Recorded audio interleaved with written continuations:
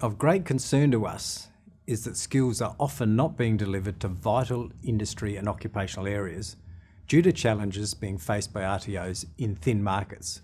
This is a critical accessibility and relevance issue, but there are solutions.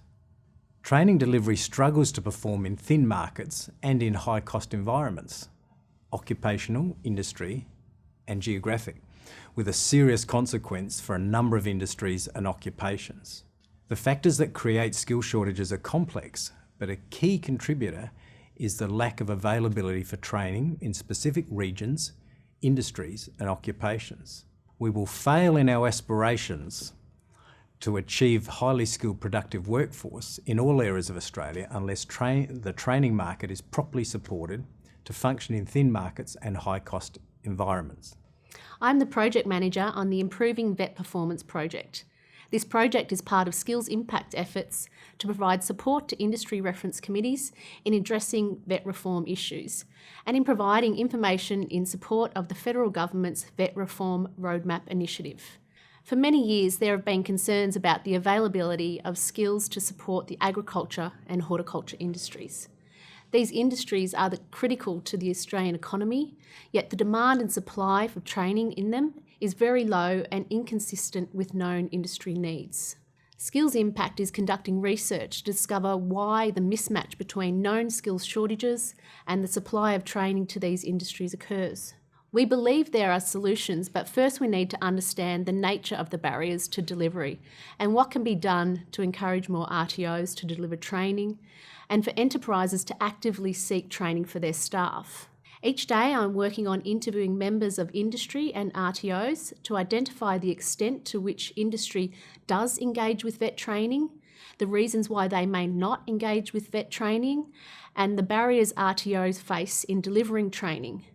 Of particular interest is the challenges faced by RTOs delivering training in remote, regional and rural areas. We are finding that the training delivery market is failing to operate when there are low ratios of student to trainer access and safety issues, highly technical skills and/or skills requiring access to expensive materials and machinery, and learners spread across large geographical areas with low numbers of students in any one area. All of these factors contribute to high costs per learner, often 2 to 5 times higher than for training in situations that do not have the above factors. This is an important issue, as some of the skills most critical to Australia's future are highly technical and therefore of high cost to deliver, and therefore RTOs struggle to fund development leading to their delivery. Without delivery being offered, enterprises over time develop their own second-class solutions and no longer seek formal training for their staff.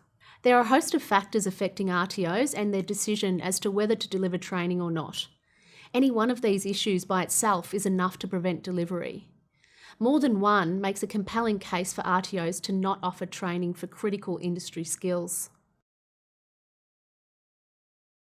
Skills Impact provides services to a portfolio of industries with a predominance of operations in regional, rural and remote locations.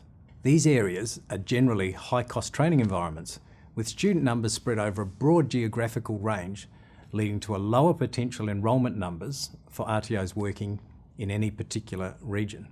Regulatory requirements for providers in these thin markets are the same as those in urban areas, which means regulatory costs are just as high.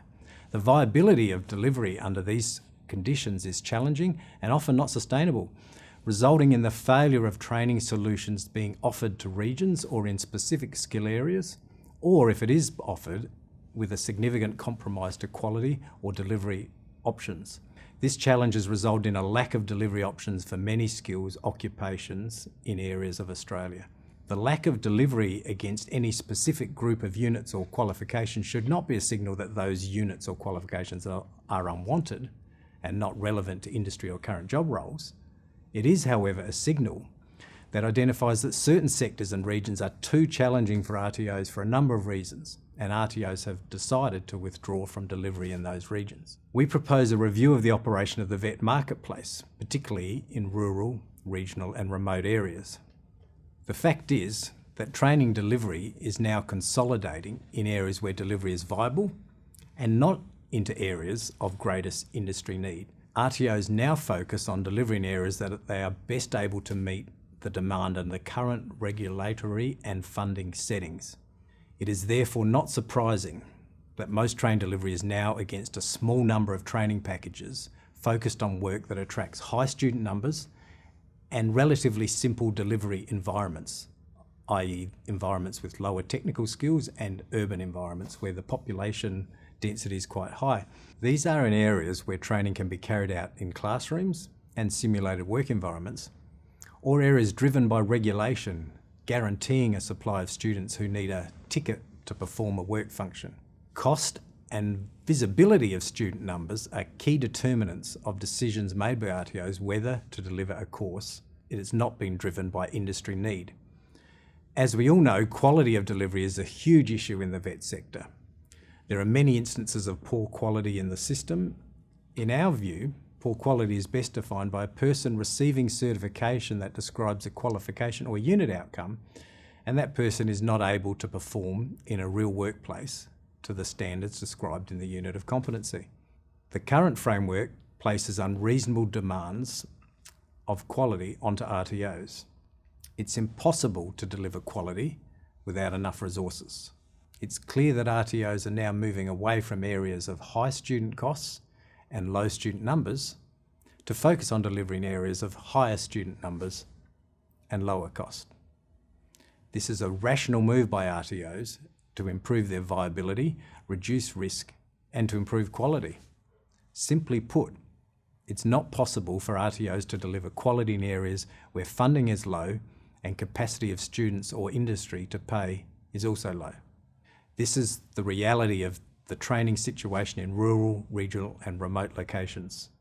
It's a clear example of market failure in a government-supported market, where funding does not reflect the additional costs associated with high-quality delivery in rural, regional, and remote areas.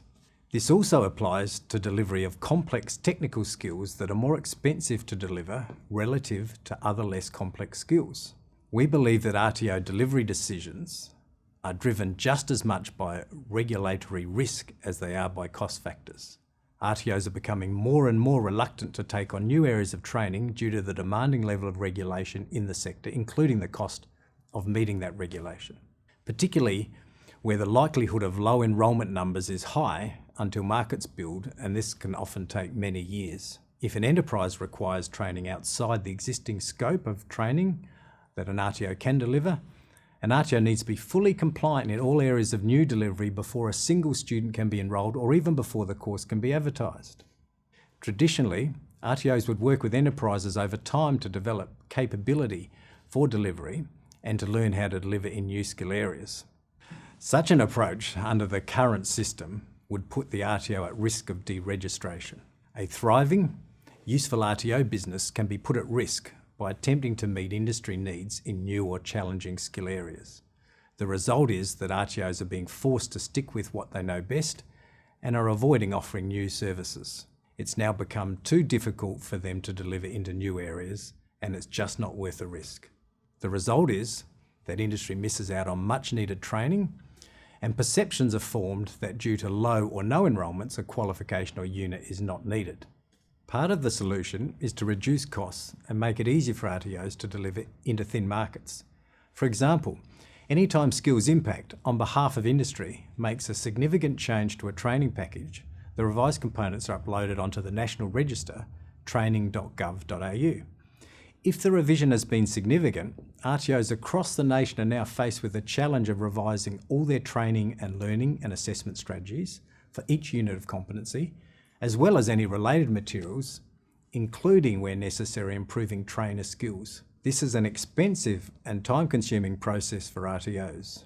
Even though each RTO participates as part of a national system, each RTO has to carry out this work independently for delivery at a regional or state level. There is no mandated approach for ensuring national consistency as RTOs go about this difficult, challenging and expensive work. We recommend a national approach to the development of these materials so that RTOs have materials that support their delivery and enterprises have materials that support the practice and evidence gathering that should correctly be done at an enterprise level. These materials would be developed to deal with contextualisation issues, in many cases replacing the need for development of a new unit of competency in the first place.